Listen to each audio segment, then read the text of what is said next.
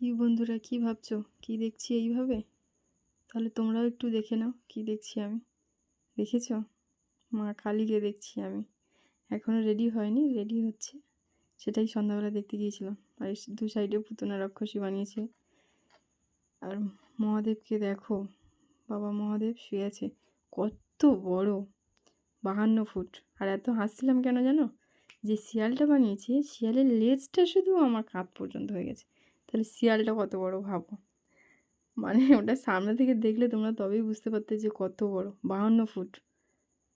আমাদের এখানে হচ্ছে, সবাই চলে আসবে। আর পুতনা রাক্ষসী পামসু পরিয়ে দিয়েছে, সেটাই দেখছিলাম আমি। তোমাদেরকেও দেখালাম। ঠিক আছে, দেখো কেমন লাগে অবশ্যই জানাবে।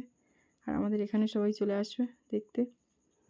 ভালো থেকো, সুস্থ থেকো। শুভ দীপাবলির শুভেচ্ছা সবাইকে আমার তরফ থেকে। গুড নাইট বন্ধুরা, সবাই ভালো থেকো। আর বাইরে থেকে প্যান্ডেলটা দেখালাম, দেখো কত উঁচু।